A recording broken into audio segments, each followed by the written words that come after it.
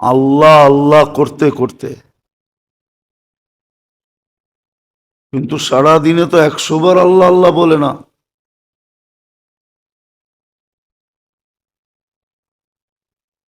এত কিছু বুঝানোর একটা উদ্দেশ্য আছে।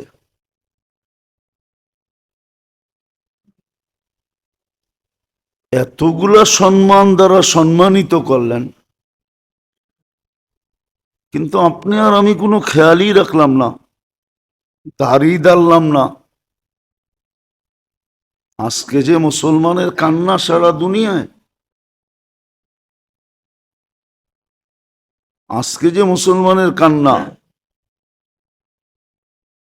আপনি বলবেন সেটা তো ফিলিস্তিনে হইতেছে। মুসলমান তো এক শরীরের মতো। হাদিস তো এটাই বলে, কাজাসাদিন ওয়াহিদ, সারা দুনিয়ার মুসলিম সম্প্রদায় একটা শরীরের মতো। আল্লাহ রসুল এইভাবে বুঝাইছেন।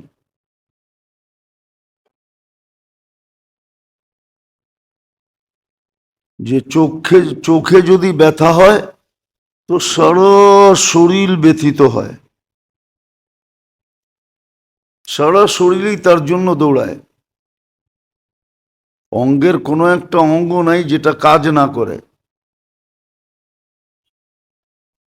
তো মুসলমান তো একটা শরীরের মতো ছিল। আর একদিকে যদি তাকাই তো আল্লাহ তো জুলুমও করেন না। লাইসা যাল্লামিল লিল আবিদ, কোরআন তো এটাই বলে, আল্লাহ জালেম না। আজকে যে দুরবস্থা মুসলমানের, ফিলিস্তিনের যে দুরবস্থা, কোরআন দেখলে তো বোঝা যায় এটাই, যে আমাদের হাতের কামাই। জহার আল ফাসাদ ফিল বাররি ওয়াল বাহর বিমা কাসাবাত আইদিন নাস, আমাদের হাতের কামাই এটা। ভোগ করতে চাই 16 আনা, 16 আনাই আমরা ভোগ করতে চাই, কিন্তু 1 আনাও আমরা এর বিপরীতে যা করণীয় তা করি না। আচ্ছা বলেন, রাগ হয়েন না, বিসমিল্লাহ বইলা কয়জনে খাই? বা খাওয়ার সময় বিসমিল্লাহ কয়জনের মনে থাকে? বলেন, আমি বিসমিল্লাহ বইলা কয়জনে খায় যে আমি বিসমিল্লাহ বইলা খাইলাম? আর খাওয়ার পরে কয়জনের মনে থাকে যে খাওয়ার পরে আমি দোয়া পড়লাম? খাওয়ার পরে তো একটা দোয়া এরকমও আছে যে পড়ার পরে পিছনের গুনাহ মাফ হয়ে যায়।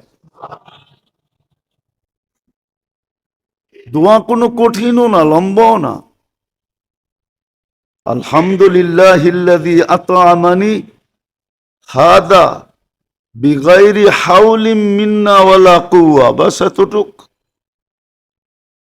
পিছনের গুনাহ মাফ।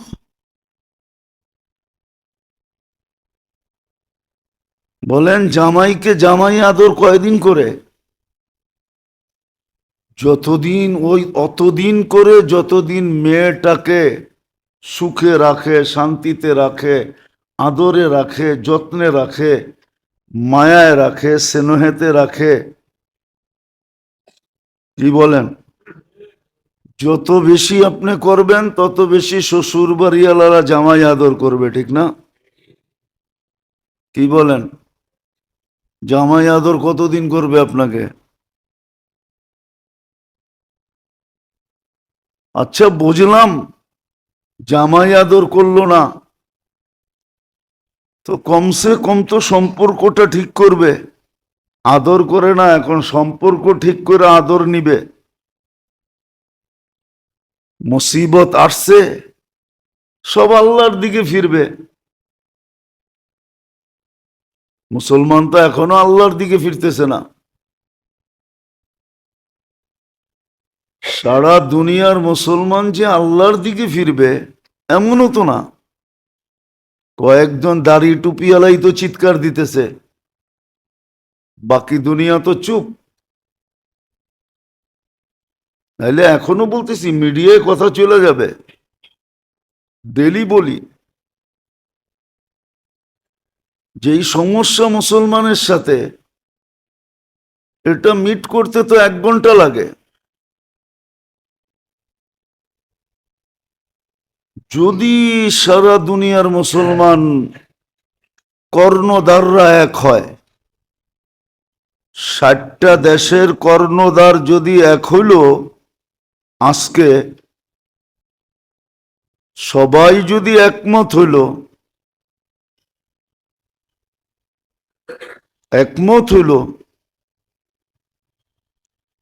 আর যদি,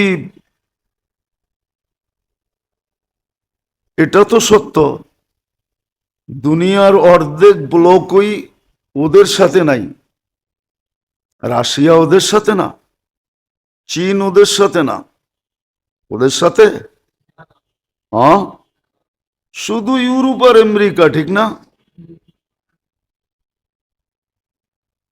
বা এদের ব্লকে যারা, আজকে মুসলমান বলুক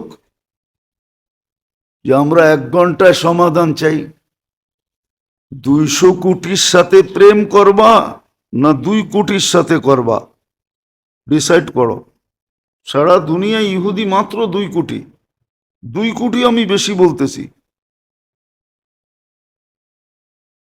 2 কোটির সাথে প্রেম করবা না 200 কোটির সাথে করবা, ডিসাইড করো।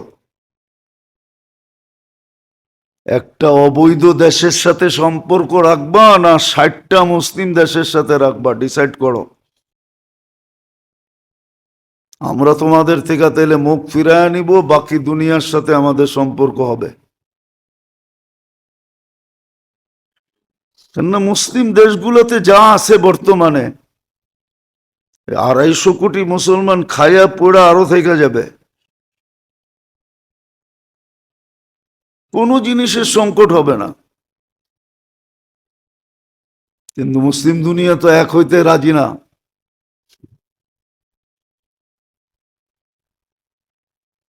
বলুক, 1 ঘন্টায় সিদ্ধান্ত হবে। দেখেন দুনিয়া কি বলে।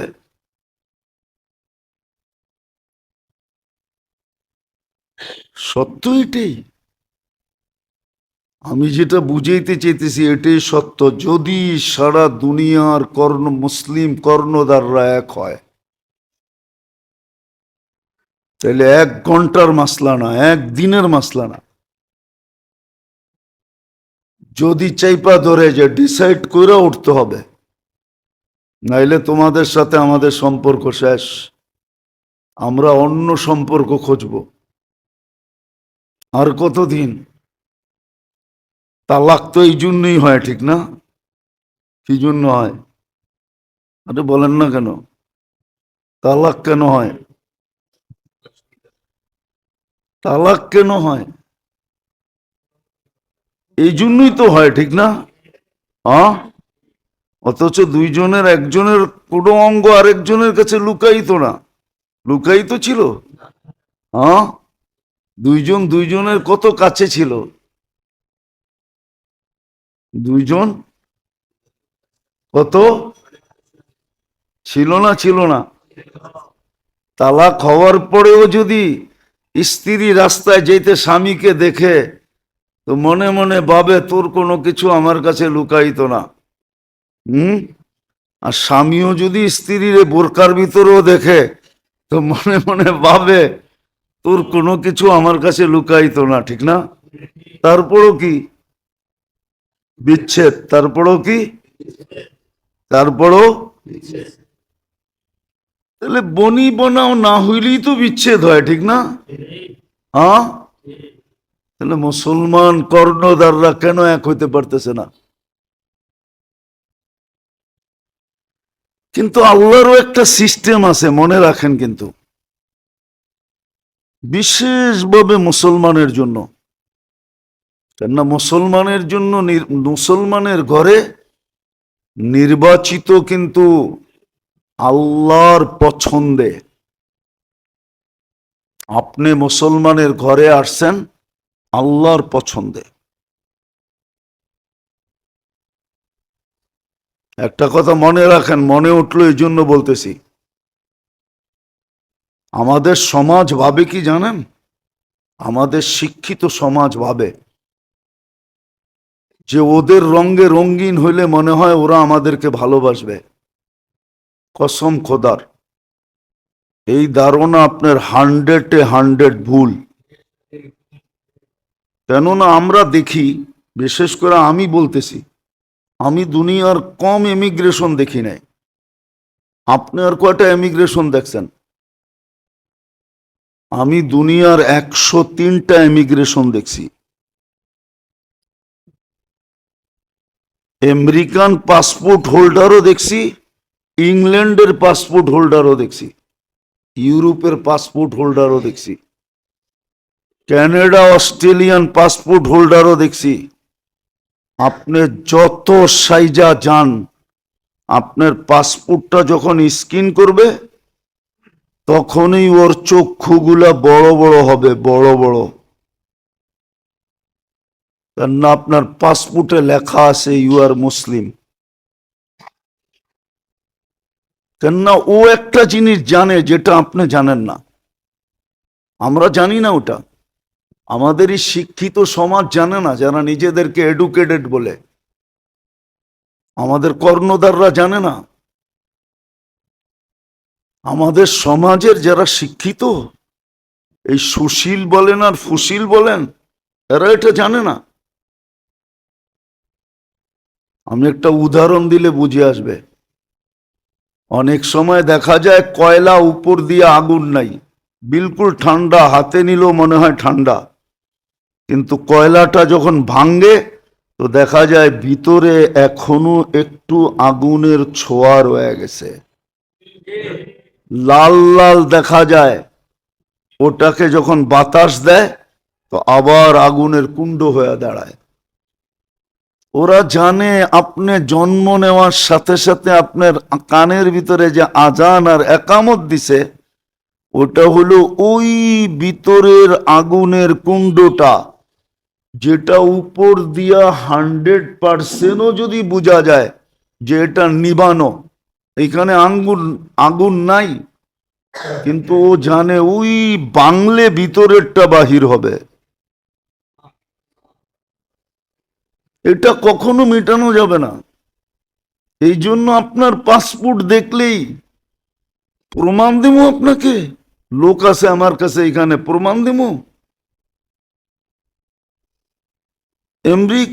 ইংল্যান্ডের পাসপোর্ট সাজ ওজের চেয়ে বেশি।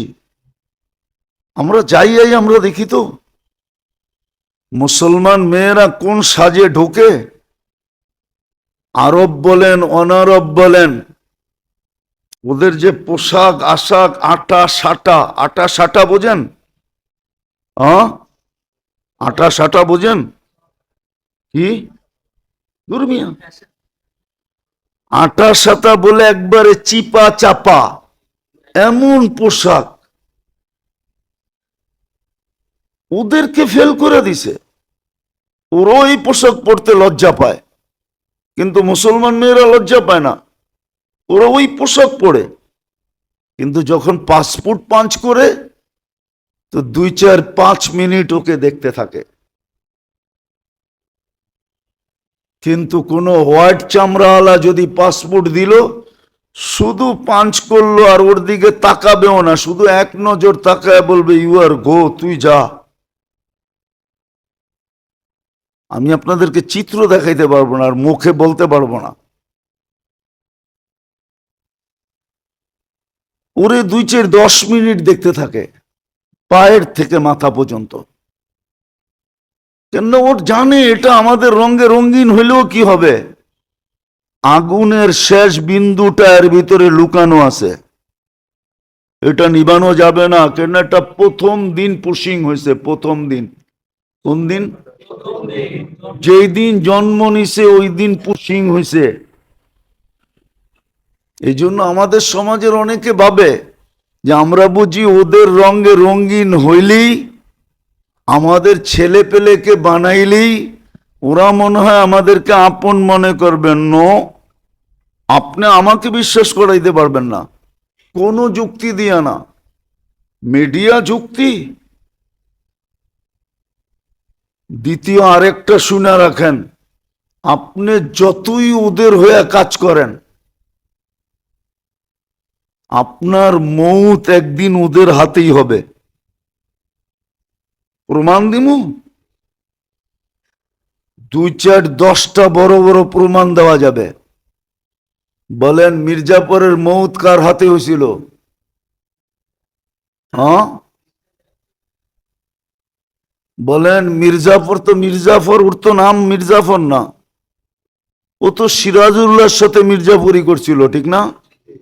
এই জন্য ওর নাম মির্জাফর হয়ে গেছে, ঠিক না? কাদের পক্ষ নিয়ে করছিল? ইংরেজদের পক্ষ নিয়া। তোর মৌত ইংরেজের হাতে হইল কেন?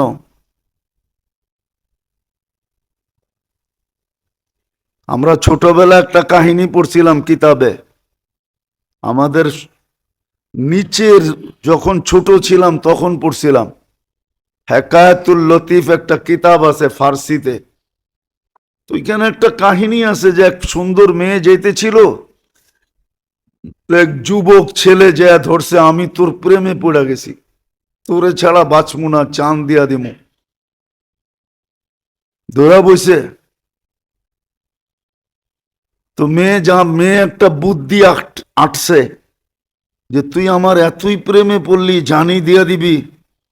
তো একটা যুক্তি দাঁড় করাইছে, শোন আমি আর কি সুন্দর, তুই আমার সৌন্দর্য দেখি তো পাগল হইছস, জানটা দিয়া দিবি। পিছনে কিন্তু আমার বোন আসতেছে, ও আমার চেয়েও অনেক সুন্দর।